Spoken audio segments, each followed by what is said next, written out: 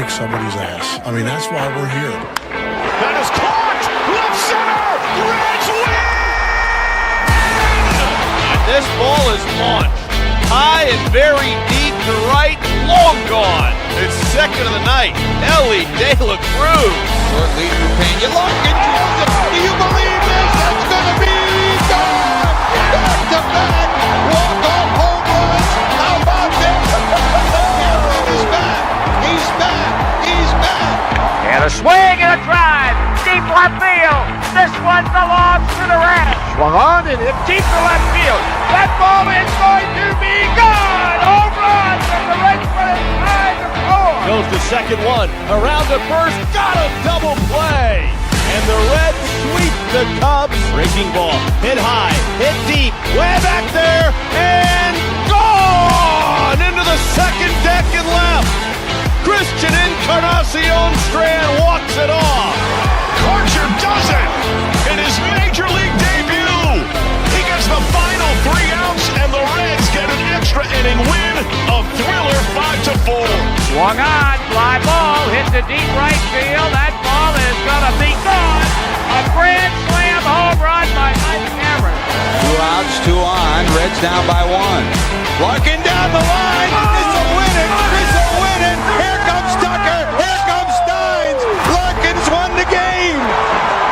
Barry Larkin gets mobbed. Look at this scene. It's synergy. The stretch, the pause in the pitch. And a line drive, base hit left center field. A single for Aaron Boone. And this one belongs to the Reds. The Reds have won 8 in a row. Kobayashi with a long look turns it loose and Dunn hits it to deep right. It's all over. And this one belongs to the Reds. The Reds have won their 5th game in a row. They've defeated the Cleveland Indians on an Adam Dunn 3-run home run, 4-2. in on the corners at first and third. 2 on, nobody out. Here's Royce Ring pitching, no bunt. Ground ball By the third baseman into left field. Jay Bruce rounds third. And this one belongs to the Reds. That's it pretty good. Guess what? He doesn't need speed. That's gone. He's the king of the Queen City tonight. with 1 out here in the 11th inning. You sure got to go now. Swung on, pull down the left field line. That ball is going to get the winning run in. Here comes Jay Bruce rounding third, heading toward the plate. And this one belongs to the Reds. Huge situation for Votto. Why you paying the big bucks to deliver the goods with 2 outs in the 9th inning? Can he do it? In the gap, right center field, and Votto delivers the goods. Hit deep center field. Hank Hill going back at the warning track. Oh, he got one. It's gone. Joey Votto is delivered. What's up, Reds fans? Welcome into the Chatterbox Reds pregame show. My name is Mike Hart, and I'm coming to you once again on the road, this time in Portland, in my brother's office. You get to look at all his fun board games he has back there.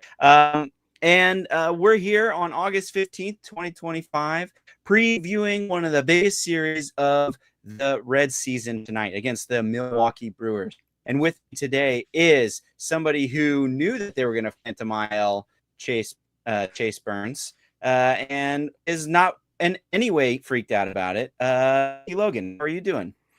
Man, I'm freaking out about this Chase Burns move. No, I'm doing good, doing good. Happy Friday. Happy Brewers game day. And it's Players Weekend too. So big weekend overall, and I'm excited about it. I like Trace's quote, "Don't be scared of the stupid Brewers," and I'm not. Yeah, Players Weekend. I forgot about that. I'm not gonna lie. I looked through the lineup for with their whatever their nicknames are going to be on the back. Love this. I love when they do this. I think those are sweet jerseys. But the Reds nicknames are pretty subpar, to be honest. I think TJ's is Terry Lee, and then with Spence for Spencer Steer, La Coco for Ellie De La Cruz, then Andujar is just me, Lux is just Luxy, Hayes is just Hazy, and Marte is just Marty. Like, jeez. And then Stevenson is Steve-O, and Keep Right Hayes is Key. Like, maybe this is why we can't make the playoffs, is because we have subpar nicknames. Nicky Martinez is at least Nicky Smiles, which is pretty good, but I think that we need to get somebody in there to get some better nicknames on the back of these jerseys, because come on now. Like, what is going on? But anyway, what are your thoughts on the nicknames that they'll be sporting on the back of their jerseys for Players Weekend? Do we have the worst nicknames of all time? I mean, it's I don't know all time, and I'm sure there's ones that are worse. Lococo is pretty cool. That's a cool Yeah. name. I like that. But you're just abbreviating your first or last name on some of these guys. It's like, come on, come up with something more original than that. I know.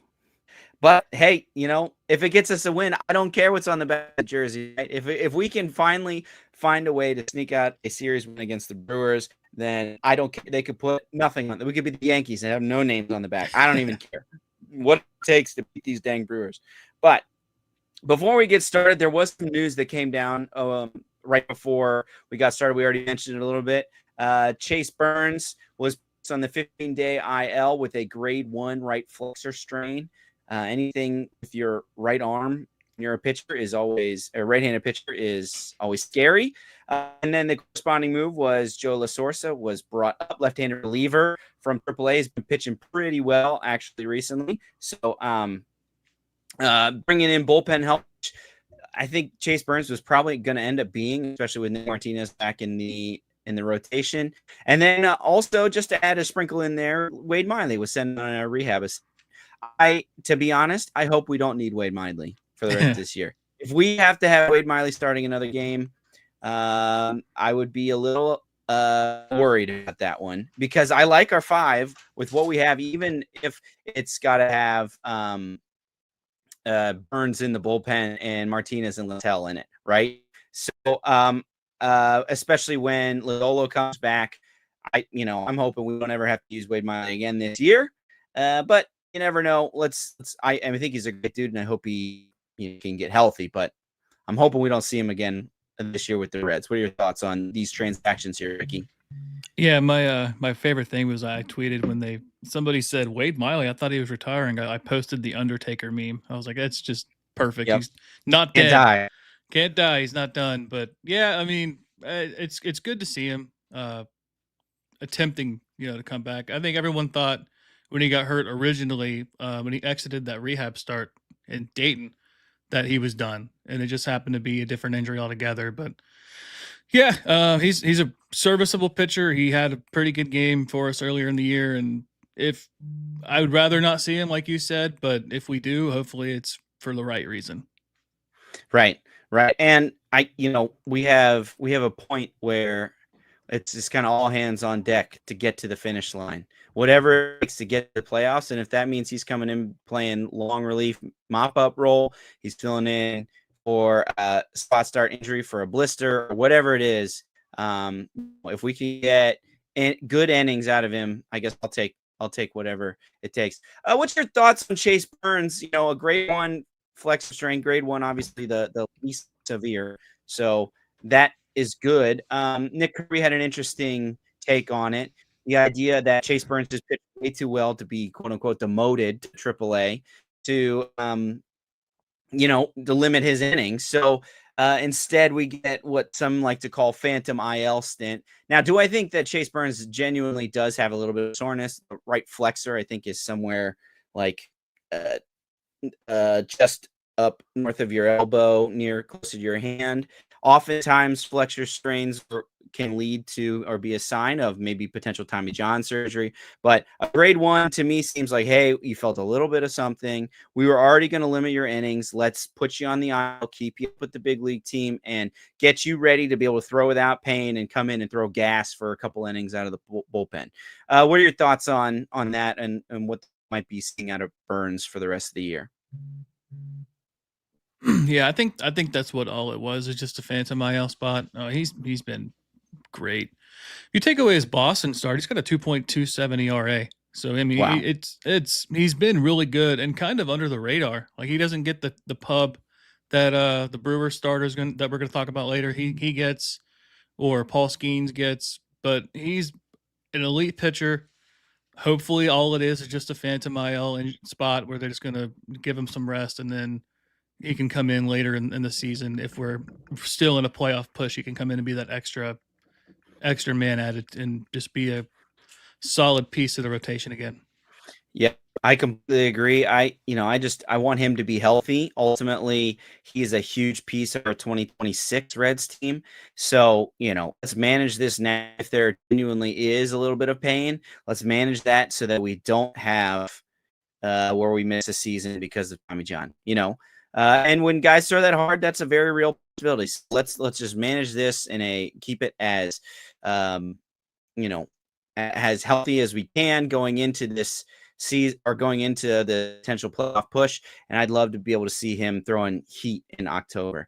One thing before we get moving forward, please like the stream. We appreciate everyone that's joining us in that is has come in and is going to interact with us. Please like the stream, subscribe to Chatterbox.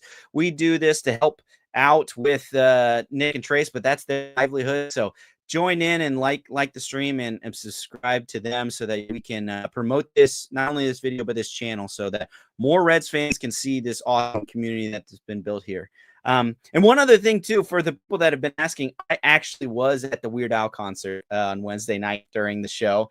I even have the T-shirt to prove it. And then we got here Bigger and Weirder by Weird Al. It was a great time. And following the Reds on the West Coast is great because it was like 7 in the evening and Reds had already won and my evening was just made. So, being out here in Portland visiting family, it's been great to still follow the Reds. And I'm looking to hopefully excited tonight with the Reds victory. I did want to also bring up one more thing before we moved on to the lineups about the Brewers moves. They actually, obviously, they reactivated Jacob Misiorowski to start in what they've called an abbreviated start, but they've also put 2 guys on the paternity and bereavement list, Isaac Collins and Blake Perkins. And why that is, you might be thinking, who the heck are those guys? But the reasoning behind, or the reason why that maybe has something to do with it, Collins is a 137 WRC plus with a 209 WRC plus in August. So this guy's been scorching hot, right? This is like Andujar since August. And remember, WRC plus is 100 is league average. So we're talking 109% above league average since the month of August. And Perkins has got a 127 WRC plus numbers, courtesy of our good friend and fearless leader Nick Kirby. So that's 2 bats that have been swinging the bat pretty well in their lineup that they won't have at least for this game and maybe this whole series. So I think that is something that's a little bit of a break that the Reds have had. I'm sure whoever they call up will, you drive in 5 runs or something like that, because that's just what the Brewers do. But hopefully we can outscore them, and I think that's a little bit of a break with those guys being down. What are your thoughts, Ricky? Yeah, that's what you hope for. And they're riding a 12-game winning streak. All good things must come to an end. So hopefully we can be on the receiving end of that gift there. Yeah. Also, quick reminder, tonight is the Apple TV game as well. So if you turn it on, FanDuel Sports Network, looking for it, unfortunately, you're going to have to go get yourself an Apple TV subscription and find someone that's got one. So I don't love that's the case, but that's unfortunately where it is, or how they're showing the game tonight. Let's get into this lineup. Ricky, why don't you walk us through what we're planning on seeing against Jacob Misiorowski? Yeah, we got TJ Friedl, his normal spot leading off in center field. He's been pretty solid, 240 over his last 7 games, though. Spencer Steer is batting second. He's hitting 222 over his last week. He did have that 3 RBI game on Tuesday. Ellie, shortstop, batting third. He's been on a little bit of a downturn here lately. I expect him to get going here pretty soon. Maybe this is a series that gets him going. He's batting 238 over his last 15 games with the 579 OPS, and that's 18 strikeouts and just 2 walks in those games as well. And then Miguel Andujar, what an awesome addition he's been, DHing. And then Gavin Lux getting the start at second base over Matt McLean. Kind of deserved, honestly. McLean hasn't been really great here lately, and Lux has been at least hitting. He's got a 346 average over his last 7 games. And then Austin Hayes, Noelvi Marte with the huge game on Wednesday versus the Phillies. Tyler Stevenson catching and Key Brian Hayes, who went 2 for 2 with a walk on the last game too against their starter. So, yeah, I mean, this is what you want to see. I mean, obviously you want to see McLean, but if McLean's not hitting, I mean, you have no other choice than to sit him down and bring in Lux. And at least Lux does have the flexibility to play second base, outfield, third base in a pinch if you needed him. But yeah, I mean, overall, I think it's pretty solid lineup today. Yeah, it's interesting because I think you're right. This is kind of killing two birds with one stone because McLean has really struggled and recently giving him. I think he didn't play again on I think on Wednesday either. So he's been out of the lineup a couple times, and I don't know. Sometimes when that happens, there's an injury that they're nursing that we don't know about. I don't want to speculate on that type of thing. I think there's also just a level of like, hey, if we are committed to winning here, and it's not going to produce, we're going to need to see something else because who's breathing down his neck at second base. There is our good friend Sal Stewart, right? Sal Stewart, I think is starting at second base for the Louisville Bats tonight. So if McLean is not able to figure this out, it's hard to see currently with Key Brian Hayes' defensive pedigree at third base where he goes. I mean, Matt McLean does play good defense at second base, but if he's going to continue to not give you anything out of that second base, I know he had been hitting a little bit better since the All-Star break, but recently been struggling a little bit. You wonder how long the leash is until you start bringing somebody like Sal Stewart up. Now, I'm not saying I think we should do that today, but it would have been, it's definitely something on the horizon, especially with how well Sal Stewart has been hitting recently too. One thing to note too, we got this right-handed pitcher and we'll get to it in the what to watch for, but they do have their long reliever DL Hall available for tonight, and I would expect him to be in there. He's a left-handed pitcher, so there may be a straight swap for Gavin Lux and Matt McLean halfway through this game as well. So this is one where it's tough because that there only is going to, like, Misiorowski, while dominant, is not necessarily going to be out there for the majority of these innings. So how you manage that is interesting. And frankly, the fact that Miguel Andujar is hitting well is good. We don't have to worry about burning people off the bench. We can just keep him in there and let him hit against the side. We want to move on to Nick Martinez here. Nick Martinez, our starting pitcher. He's 10-9 with a 4.49 ERA, but his last start after coming back from being in the bullpen, I think only one game in the bullpen, 7 innings pitched, 4 hits, 1 earned run, and 4 strikeouts against Pittsburgh. So just great. He's been just so clutch when we need him, just whether he's willing to go to the bullpen. I know he's had a couple blow-up starts. He had the 10-run start for the 10-run game against the Mars, but for the most part, like, he's had some blow-ups, but he's been really all that the Reds could have asked for, I think. I know he's been paid a lot, but it's just getting somebody that is willing to go back and forth to the bullpen, that is going to be healthy for you, that's going to give you length and help save bullpen. It's so necessary and helpful. And I've just been very excited and happy that we've had Martinez on our team. What are your thoughts on him going for us tonight? Yeah, he's been like the ultimate team guy. I think that's just part of it, just who he is. Going into the bullpen when you need him, starting when you need him, and not having a problem doing so either. Not having the ego to say, "Oh, I'm a starter, I got to do this," or I need to do this in the bullpen or whatever. It's just there was a stretch where he was pitching on his off days in between starts, and it's just you can't put a price on that. No matter what his contract is, $21 million, I don't care. If you got a guy that does that, I think that's more. You're begging for the buck, and you're actually getting a deal if you really think about what you're getting from him. So, yeah.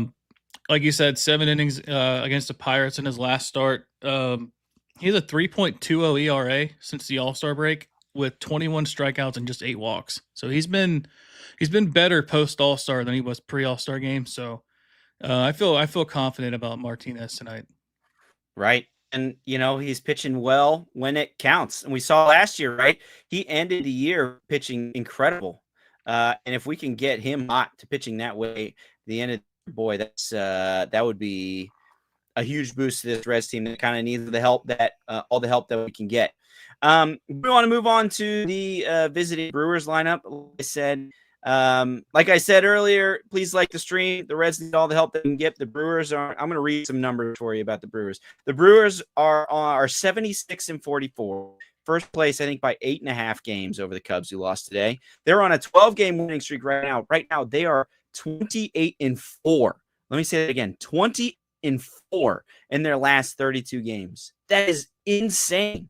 That is ridiculous.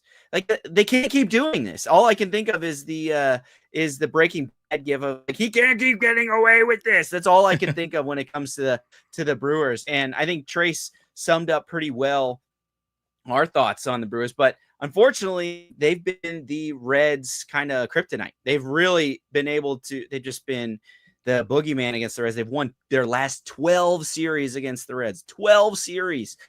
How is that even possible? And since 2021 at Great American Ballpark, the Reds are 9-27 against Brewers at Great American Ballpark. So the numbers don't look good. The numbers don't look good here on ways that on how we'd be able to how we're gonna fare. But we're at the point now where it's like it can't be that bad for this long, right? 12 wins, they can't keep winning that way. We need to break the streak sometime. Let's take a look at their lineup and see how we can try to dissect and keep these guys from scoring some runs.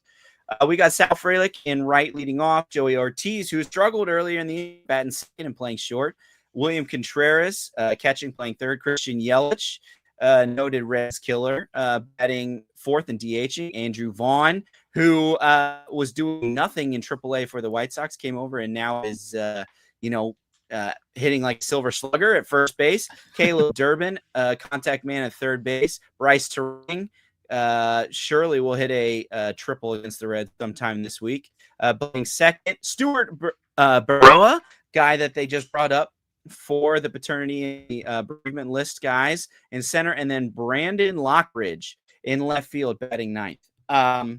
Yeah, this is something that on first glance, to be honest, doesn't a lot of fear in your heart, yet they have won 12 in a row and they are rolling. Like they beat the Pirates over the weekend 12-5, 14-0, and 7-1. Like they didn't even have to break a sweat and they beat the Pirates. They demolished the Pirates this weekend. So somehow they're still getting it done. Do you have some numbers on how any of these guys have fared against Nick Martinez? I wanted to point out Andrew Vaughn before we got to that. Go for it. He was hitting 167 in April, and then in May he was batting 230, and then he gets traded in July. July 7th, he made his debut with the Brewers, and ever since then, July he hit 365 with a 731 slug. And then in August, he's batting 313 with the 521 slug. So he has just been crazy. I don't know. You see the hilarious, the things about, the Brewers are cheating. I think Andrew Vaughn is a perfect example of why that might be true. He's the kind of guy that gives me hope for somebody like a Ke'Bryan Hayes, right? Andrew Vaughn goes from a losing team in a bad situation to in the middle of the pennant race, and he all of a sudden turns it around. So I'm not expecting those numbers out of Ke'Bryan Hayes for sure, but Andrew Vaughn is an example of why I think Ke'Bryan Hayes could be a viable offensive, especially batting ninth, right? Some guy that you don't need him to hit monster home runs. You need him going 2 for 2 with a couple walks, getting on base, setting the table for the top of the lineup. And I think he can do that because he's now in a playoff hunt. He's in a better situation. And then you're going to get that Gold Glove defense out of him. Like that is huge for what we are even expecting out of Ke'Bryan Hayes. So He's my Andrew Vaughn's my reason why I think Ke'Bryan Hayes could be good there. I stand that I might be freezing a few bits here. I'm sorry. I'm on that road game internet. Hopefully you can continue and my points come through and we're not going it's not too laggy here. But did you still want the active Reds or oh active yeah, Brewers yeah. versus? Give me that. Yeah, I got that pulled up. It's 11 for 61. Christian Yelich is 3 for 13 with 3 strikeouts. Contreras is 3 for 13 with the home run. Joey Ortiz is 0 for 7. Bryce Rings 1 for 11 with a home run, and Andrew Vaughn is 0 for 5 with 2 strikeouts. So, it doesn't scream at you like to be scared of them, but they've just been on such a heater. It's just you can't count them out. Yeah. And people are pointing out correctly in the chat, Sean Connor, WTI Trader, Optimistic John. I don't think it's actually cheating. I think it's that their scouting department is noticing things about people. I mean, we're going to see that about Quinn Priester later on. He was awful, and then all of a sudden is better because they've noticed something. I'm sure they noticed something about Andrew Vaughn too, and that's what's led to all that success. So now we say that in jest. But let's talk. Starter Jacob Misiorowski. We mentioned him earlier. He's coming off the IL. He left his last start, I think, in the end of July after taking a comebacker off his left shin. So it wasn't arm related. When somebody with that weird and funky of a delivery that throws as hard as he does, sometimes you're worried about stuff like that. But he only went 4 innings, 3 hits, 3 earned runs, but 7 Ks in those 4 innings until it left. But so far this year, he's got a 4-1 record with a 2.70 ERA and 47 strikeouts and only 7 starts, which is pretty disgusting. What makes him nuts is not only is he a funky delivery, but he has the highest average fastball. Number 1, Jacob Misiorowski. Number 2, Green. 3, Chase Burns. So things that we're used to, we're aware of, right? But along with I think he averaged 99.6 on his fastball, which is really fast. He has the longest or the farthest extension in the league. And what that means is that he releases the ball almost 8 feet away from the pitcher's mound, closer to the plate. So the farther down the pitching mound that you can release the ball, the less time that the batters can see the ball and make a decision. And so why that makes it hard is because not all 100-mile-an-hour pitches are built the same, right? Getting a 100-mile-an-hour pitch that was released at 6 feet versus something that was released 2 feet further down the pitcher's mound is significantly harder to catch up. And that's been the scouting report on him. He throws with ridiculous velocity, and people just can't pick up that ball because it's being released so far down the mound. It's 99th percentile, both of those, which is just incredible. Not to mention he throws a 95, 96 mile an hour sometimes slider, which is also ridiculous. And so this just got crazy stuff, incredible stuff. And his big bugaboo, his big issue has been command, right? So first start back after a long break. They don't give him a rehab start. Part of why they was TBD coming up to here is because they were trying to determine whether or not they would like to give him a rehab start or not. They opt not to. They're going to give him a couple innings here, abbreviated start. Let's hope that command is not sharp, and the Reds are able to take advantage of it, not swinging pitches that are crazy out of the strike zone, and let him walk guys. Let him throw bad pitches to people that we would expect that. Maybe why somebody like a Gavin Lux gets to nod. Somebody who is known for his eye at the plate, will not go after bad pitches, and maybe be able to draw a couple walks against Misiorowski. Yeah, and if you could get to their bullpen, maybe they have some rust, just because they had 4 guys throw over 20 pitches on Wednesday. They had a day off also, but if you can get to the bullpen and then just get some hits together, you want this guy to feel it.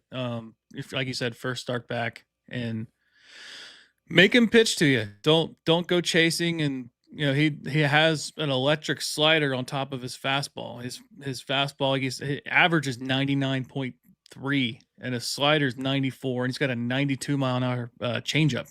So it's going to be hard, man. And then to take that, he's got a curveball that he throws about 84, 85. So you got to really sit and wait and just try not to be too aggressive. To let him pitch to you, and hopefully you run into one.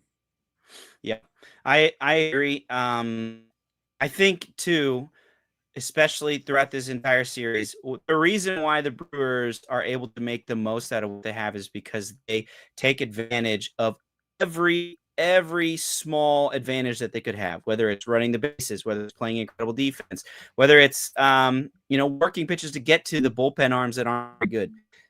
Excuse me. And the thing that I think the Reds are going to need to do if they're going to win this series is that they're going to need to push the running game. I know Wilson Contreras has a pretty good arm back there. Or William Contreras has a pretty good arm back there, but they're going to need to push the running game. I saw Optimistic John talking about this, making stuff happen on the base paths, making sure we're playing sound defense, getting good defense from the infield, not giving them extra outs, right?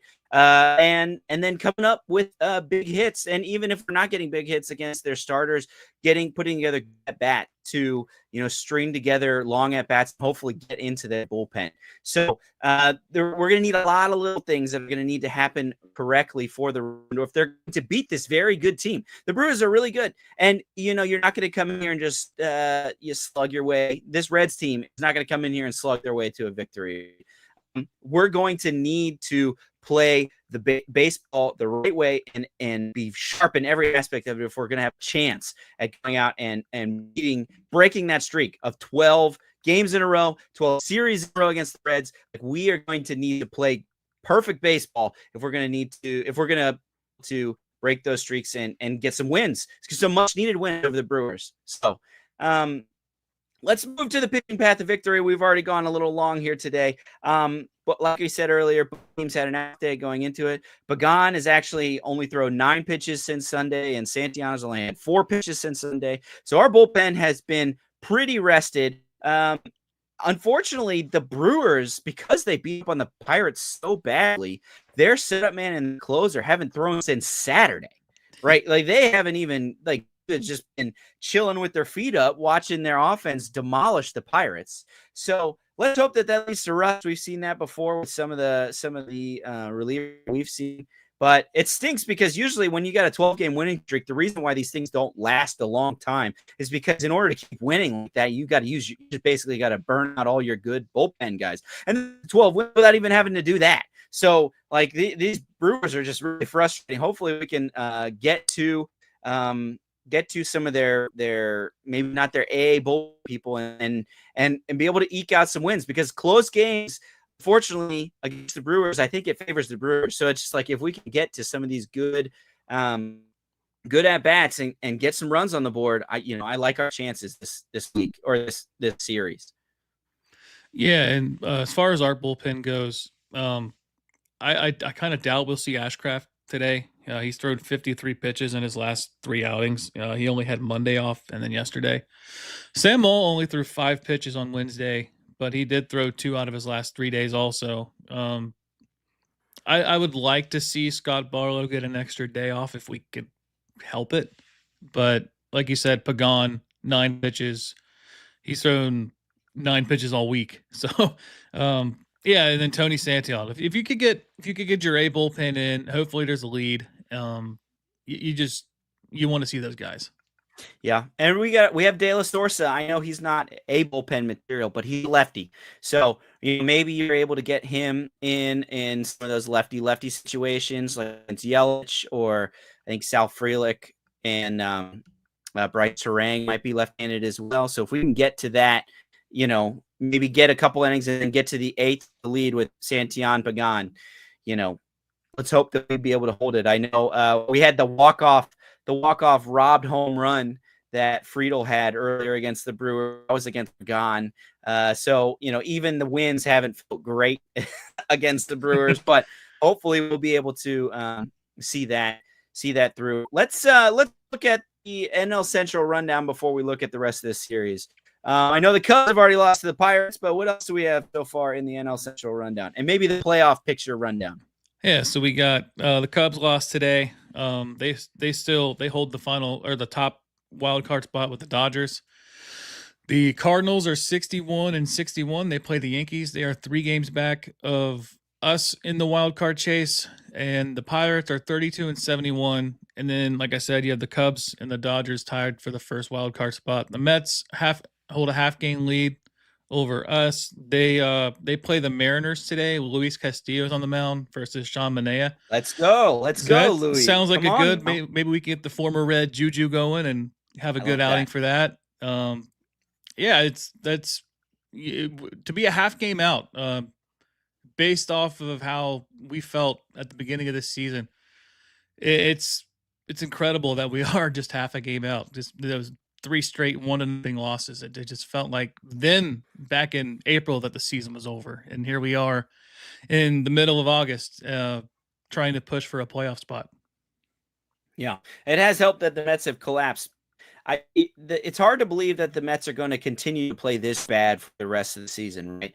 Yeah. I know they've gone through some stretches. So what we need to do is their collapse is allowed to get close, and we need to then take that and go win some ball games. Look at the Padres, right? The Padres took the fact that the Dodgers and the Mets kind of fell out of it, won a bunch of ball games, and now we're in first place in their division, right? So I'm not saying we can get there, but if we can go and win some series against the Brewers, against the Cubs, we got the Dodgers, we Blue Jays coming up. Like, we got some good teams that we still have to play. If we can go stack up some series wins against them, I like our chances in being able to go in and fight for that spot to get into the postseason. So yeah, and what's crazy about that is the Cubs are 3-7 in their last 10. The Dodgers are 4-6 in their last 10, and we're only 4 games back of the first wild card spot. So I mean, anything could happen in the next month. We haven't really gotten hot yet. I don't think the Mets are as bad as they are. Dodgers, I think the injuries are finally catching up to them, and the Cubs, I think Pete Crow Armstrong was kind of like that superhero to start the season, and he's really tailed off. I think the chase rates finally caught up to him as well. And they've had some injuries too. Their catcher just got hurt. It looked a lot worse than what it was, Miguel Amaya. But to be 4 games back of the Cubs, I mean, that's even in that of itself is a big deal as well. Yeah, for sure. Especially because we still have a series against them. We still have a series against the Padres. We still have a series against the Mets. We still have a series against the Cubs. We still have a series against the Dodgers. So it's like we still play a lot of these guys that we're chasing, which can have a good effect on them as we're trying to chase them. If we sweep one of those guys, one of those series, right? Like that's just a huge swing in the standings if we're able to do that. So hopefully we're able to play well down the stretch. It's what Cincinnati has been looking for, man. Cincinnati has been starving for meaningful games in September and October. So let's go out and do that. Let's talk a little bit about the rest of the series. We got Saturday at 6:40. Zach Littell, 9-8 with a 3.60 ERA versus Quinn Priester, who we talked about earlier, carved up the Reds earlier this year. He is 11-2 with a 3.49 ERA, which is ridiculous. This dude, they get the trash heap from the Pirates and the Red Sox. And then on the Sunday game, we have our ace now. Well, I guess Hunter Green is back, but a guy our all-star Andrew Abbott, who's 3 with a 2.41 ERA versus left-handed pitcher Jose Quintana, who's 10-4 with a 3.44 ERA. So, we miss Fred Peralta. We miss Brandon Woodruff. We're going to get abbreviated Misiorowski. Things are lining up for us to do, win this series. And gosh, do we need to win a series against the Brewers. We exercised the demons with the losing the first game, win the series streak that we had. Let's exercise the other ones against the Brewers and go out and take 3 from the Brewers. What do you think about that? Yeah, Quinn Priester has been really good this year, 11-2. I'm really interested to see how Zach Littell bounces back after his last start. He had the start against the Cubs where he went 7 innings in his team debut. He looked phenomenal.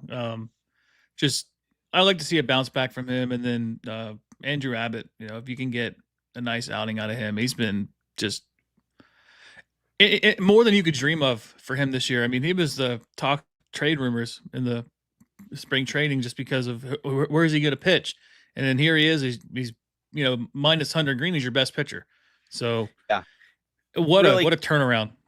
Yeah, really tough luck loss too against the Phillies. Goes into the 8th inning, having not given up a run. And we had the left field play that, was questionable at best. Didn't deserve all that. Just kind of ran out of gas there. But somebody that you feel good Sunday going out on the bump for you.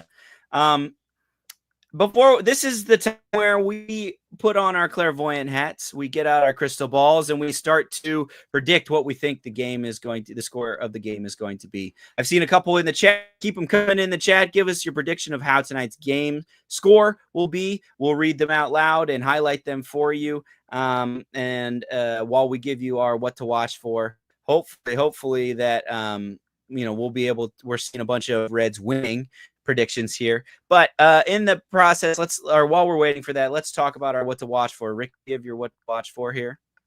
Yeah, my what to watch for is just how great Miguel Andujar has been since he's been acquired by the Reds. 370 batting average, 469 on base, 1,247 OPS, 10 hits, 5 extra base hits, 3 home runs, 8 RBIs. I mean, he people were questioning the trade, and rightfully so. He hasn't been great. He hasn't shown the power since his rookie season. But, change of scenery, a hitter's ballpark. I think this is his first season, his first team that has a hitter's ballpark. Maybe that could be the turnaround and get him, psychologically back to where he thinks he could be and really be that cleanup guy, DH, that we just desperately need. Yeah, completely agree. And hopefully he continues on being hot right into this series for sure. My what to watch for is actually about Jacob Misiorowski, right? This guy who made the All-Star team after 4 starts, throws ridiculous, crazy stuff, right? But on average, he only averages about 4 2/3 innings pitched, about 79 pitches an outing, and only about 18 batters faced. And 18, that's basically 2 times through the lineup. So I guess my what to watch for you is, see where he goes, how long of a leash they end up having for him too, because they said it was an abbreviated start. And I mentioned earlier, DL Hall, I think, would probably be their extended out of the bullpen that they go to. He's left-handed, so he's the opposite hand in Misiorowski. And he's kind of been going, he's somebody they acquired with Joey Ortiz in that Corbin Burns trade last year. He's going 2 or 3 innings in most of his outings. And he actually pitched as an opener against the Reds on June 4th. He went 3 innings pitched, 0 hits, 3 Ks. So I think they want him as an opener, just a lefty to face the top of the lineup. He pitched so well, and the Reds did so poorly against him. They just kept it in until he went 3 innings. And then I think Quinn Priester finished the game against us. So let's hope that we're able to fare better, because I would imagine we're seeing him maybe 4th, 5th inning. And then if we can get him, we can rough him. I mean, we've been doing a little bit better against left-handed pitching. So if we can a little bit better here, that's why, Miguel Andujar, being in this lineup from the beginning, I think is very important and helpful, because he's your left-handed matter. You can get Spencer Steer hitting well against lefties. Tyler Stevenson has career splits pretty good against lefties. And Austin Hayes, I know he's been struggling recently, but, if we can, and Noelvi Marte, obviously, who's been hot, if we're able to get to their left-handed bulk guy, then not only is that going to get him out of there and hopefully give us some runs, but it's going to have them have to extend their bullpen even further leading into the series, which would be super helpful. And DL has a 6.43 ERA in his last 3 appearances. So he started off very well, but has struggled a little bit coming out of the bench. So let's hope that we can make that count and keep that going to where we are. We're seeing an L in the loss column for maybe DL or Jacob Misiorowski today after we get Game 1's win on Friday night, City Connect night. All right, let's go through some of these predictions. What do we have here? I've seen you star in a few of them. Molly, 5-3 Reds. Boom. Love it. We got because Stone Cold said so. Red 6-3. I like that.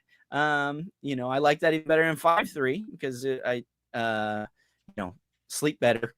Reds making the playoffs. I feel it says optimistic. And there you go. 5-1 Reds. The Brewers can't keep going. They can't keep going like this. They got to lose sometime.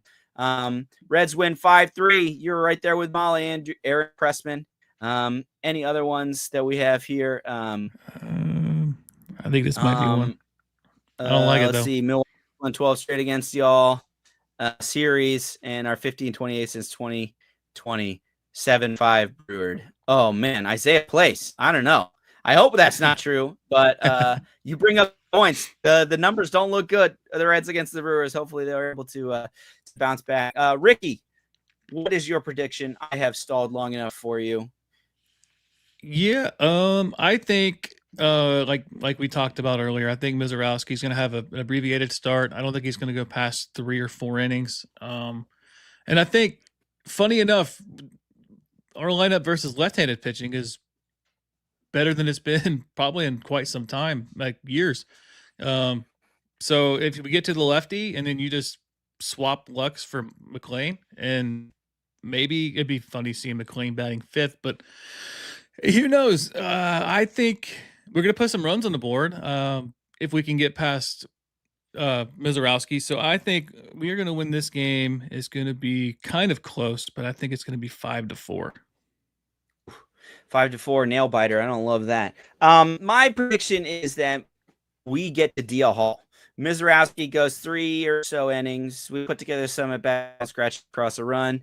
Nick Martinez maybe gives up a single solo home run, but then we score 4 in the 6th or something like that against DL Hall. Runs from our fearless leader, Ellie De La Cruz, and Miguel Andujar.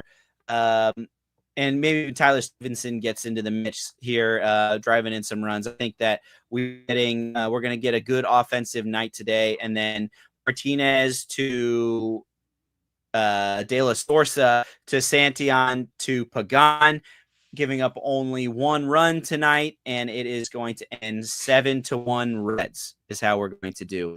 And that is that's how we're going to break our 12-game win streak and get this series started on a bang. What do you think about that? I like it, and I want to make a change. McLean's not going to come in for Gavin Lux. It's going to be Santiago Espinal. Espinal coming in, driving in 2 runs. Defensive replacement, Santiago Espinal. That's right. Hey, there you go. All right. Well, we've gone plenty long. Please enjoy today's Reds game against against the Brewers on Apple TV. Remember, it's on Apple TV tonight. And please also the post-game show. It's going to be Craig Sandlin and Alex Wallace tonight. The main guys are off Fridays and Saturdays. So bring those in, and make sure you like this stream. Make sure you join them. Hopefully happy Alex and Craig at the end. Please like that stream as well. That's about for everyone that's tuned in, for everyone that's chatted. Thank you very much. We really appreciate you. Hopefully we'll be celebrating a Reds win here. And if you got anything else, really hit me with a go Reds. Go Reds.